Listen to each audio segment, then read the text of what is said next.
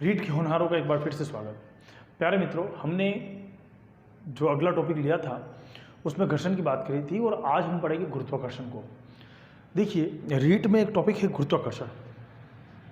Gravitational force यानी गुरुत्वाकर्षण बल एक ऐसा टॉपिक है जिसमें से प्रश्न बनने की संभावना है। हालांकि ये ऐसी ही बात बोल रहा हूँ मैं आप लोगों को, क्योंकि मैं हर टॉपिक के लिए कहता हूँ कि प्रश्न बनने की संभावना है।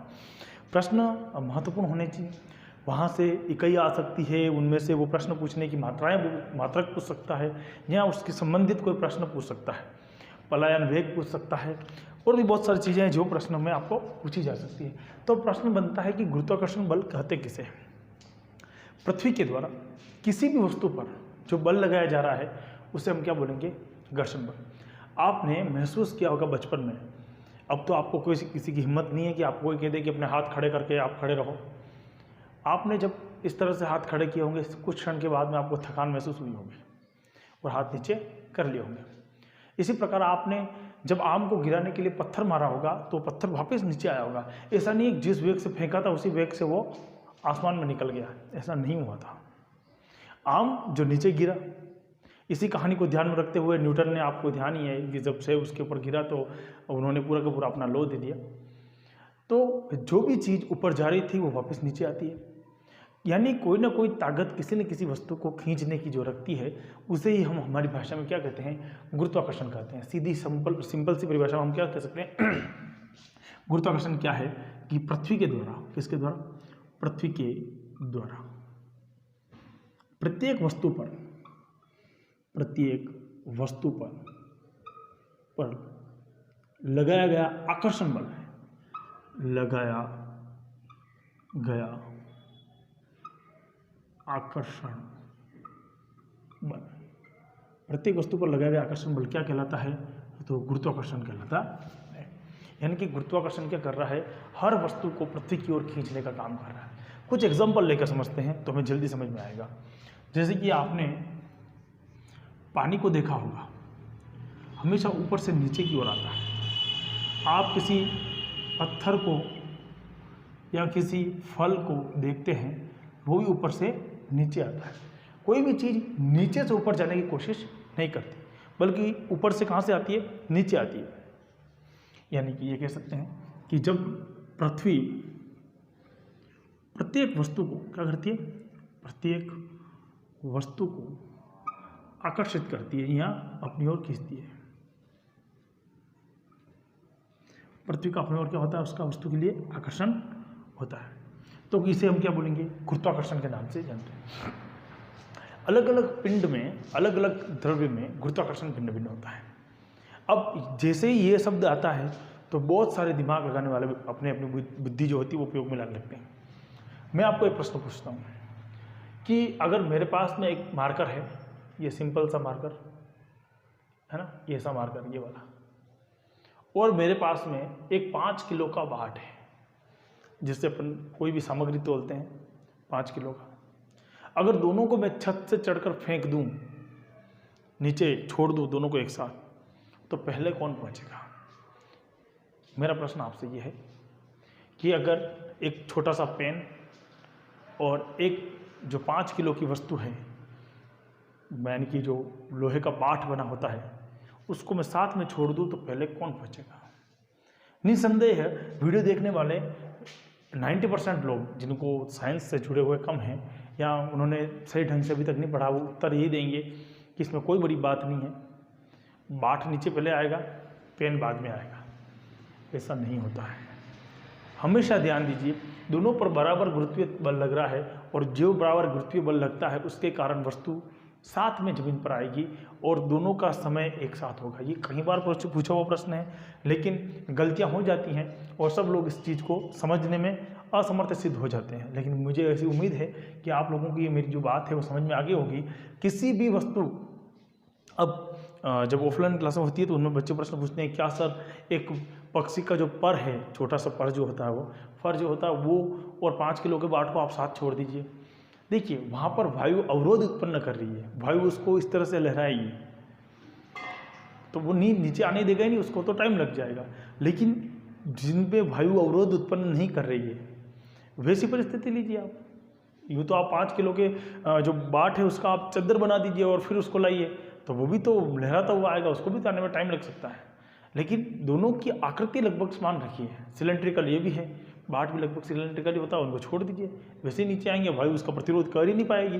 तो दोनों का आने का जो समय होगा वो एक समान होगा। तो ये बात आप लोगों को समझ में आ जानी चाहिए कि गुरुत्वाकर्षण बल जो लगता है वो वस्तु पर क्या लगेगा, सभी वस्तुओं पर बराबर लगेगा, अलग अलग नहीं लगेगा। अगर वस्तु पर जो बल लग रहा है, अब उसको कहेंगे क्या, ये जो बल लग रहा है उसे हम कहेंगे क्या?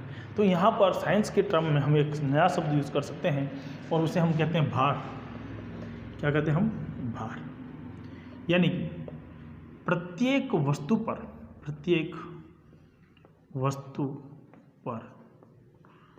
लगने वाला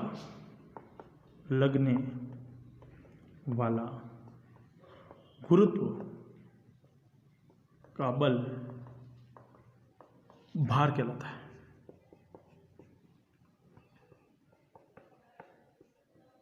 क्या मतलब हुआ? यानी कि पृथ्वी के ऊपर जो वस्तु 5 किलो की है, हो सकता है वो चांद के ऊपर जाकर 5 किलो की नहीं रहे। हो सकता है क्या होता है, क्योंकि उसका भार का मान में कमी आएगी।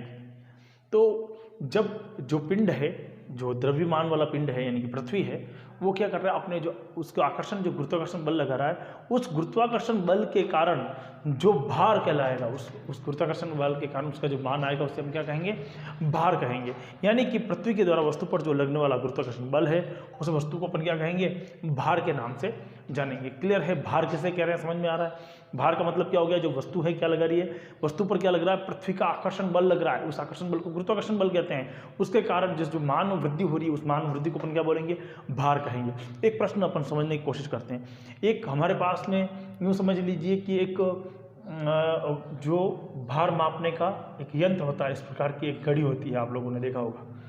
इस पर अगर आपने 10 किलो का कोई भार रख दिया तो 10 किलो ये मेंशन करेगी कि हाँ भाई 10 किलो हो गया।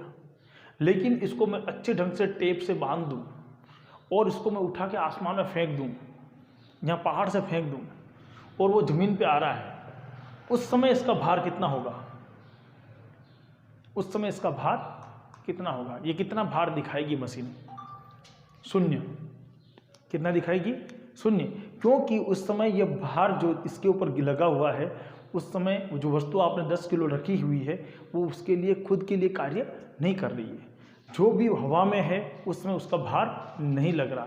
बिल्कुल ये वैसी परिस्थिति है जैसे कि पानी के अंदर आप पूरे एक बाल्टी को तोड़ सकते हो, लेकिन जैसे ही वो बाल्टी बाहर आती है उसको आप भार महसूस करने लगते हो। तो ये बात समझ लेना कि जब कोई वस्तु आसमान में है उसमें उसका भार नगण्य है, लेकिन जैसे ही उस पर हम कहाँ पर ले आए, उसको धरती पर ले आए, पृथ्वी पर ले आए वापस, यानी कि सतह पर ले आए, तो उसका भार उतना ही हो जाएगा।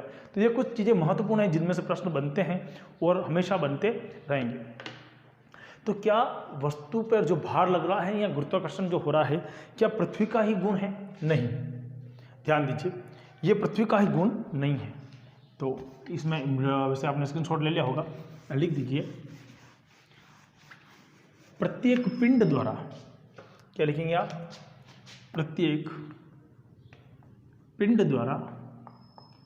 द्वारा दूसरे पिंड पर जो बल, कौन सा बल? आकर्षण बल लगाया जाता है ना? वो क्या हो गया? प्रत्येक पिंड पर जो आकर्षण बल लगाया जाता है, इसे क्या बोलेंगे हम? सार्वत्रिक गुरुत्व। यानी कि ये कोई जरूरी नहीं है कि पृथ्वी ही बल लगाए। जो आपके कमरे के अंदर दो वस्तुएं कोई पड़ी हुई हैं, वो दोनों वस्तुएं भी एक दूसरे के ऊपर क्या लगा सकती है? बल लगा रही हैं, लेकिन उनका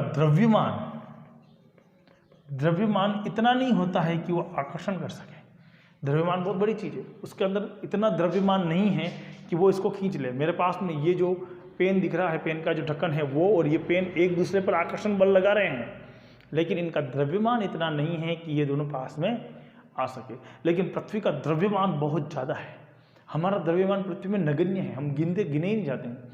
अगर आप मानते हो कि किसी व्यक्ति का द्रव्यमान, हम कहो कि भार कितना है, तो 68 kg है।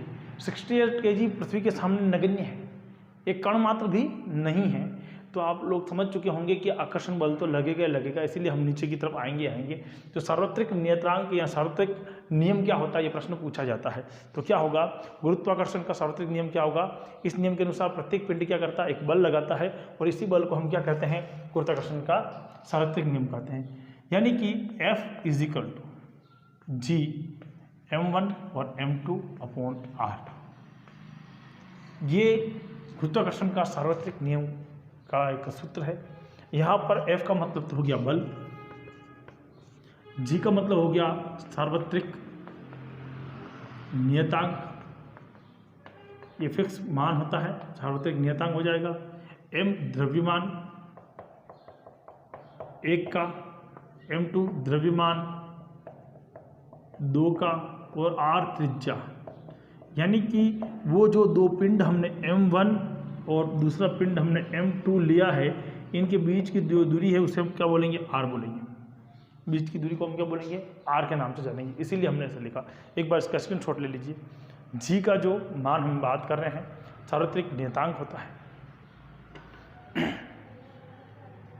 क्लियर है? कोई आपको पूछ ले साहब कि g का मान क्या होता है, 6.67 × 10 की घात, क्या लिखोगे आप, 6.67 × 10 की घात -11। ये जी का मान है अपने पास में। ये कुछ डाटा हैं जिनको आपको याद रखना है, महत्वपूर्ण भी हैं काफ़ी। तो ये क्लियर हो जाना चाहिए, सार्वत्रिक नियतांक भी। नेक्स्ट ली। अच्छा, दिमाग में एक प्रश्न और बनेगा कि खोज करने वाला कौन था? न्यूटन था। न्यूटन ने इनकी खोज की। तो प्रश्न उत्तर लिख दीजिए इसका, यूँ लिख दीजिए कि सर्वप्रथम न्यूटन ने गुरुत्वाकर्षण के बारे में बताया था। न्यूटन ने गुरुत्वाकर्षण के बारे में बताया था। इनकी पुस्तक कौन सी थी? प्रिंसिपिया। कौन सा पिया? प्रिंसिपिया इनकी खुद की एक पुस्तक थी। उन्होंने उसमें इसका जिक्र किया था कि सार्वत्रिक नियम या गुरुत्वाकर्षण बल क्या होता है, इसका सबसे पहले जिक्र करने वाले यही थे। अब एक प्रश्न और बनता है दिमाग में कि ये तो हम बात कर ली कि गुरुत्वाकर्षण क्या है, न्यूटन ने दिया या क्या हुआ। अब हम बात करेंगे गुरुत्वीय त्वरण का। किसकी बात करेंगे अपन? गुरुत्वीय त्वरण। देखिए, ये तो कैपिटल जी था, सार्वत्रिक नियतांक जो हम बात कर रहे थे वो कैपिटल जी था, 6.67 × 10 की घात -11। अब बात आता है गुरुत्वीय त्वरण।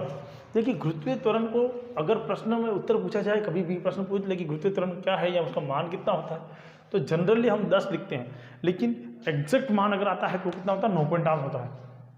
गुरुत्वीय त्वरण, गुरुत्वीय त्वरण, जब कोई वस्तु पृथ्वी की तरफ गुरुत्वाकर्षण के कारण आ रही है तो उसे अपन गुरुत्वीय त्वरण या जी के नाम से जानते हैं। और जी जो है उसका मान 9.8 होता है मीटर प्रति सेकंड के हिसाब से स्क्वायर। ध्यान देना, जब कोई वस्तु कहाँ पर आ रही है, पृथ्वी की तरफ आती है, तो उसके मान में क्या होती है, वृद्धि होती है।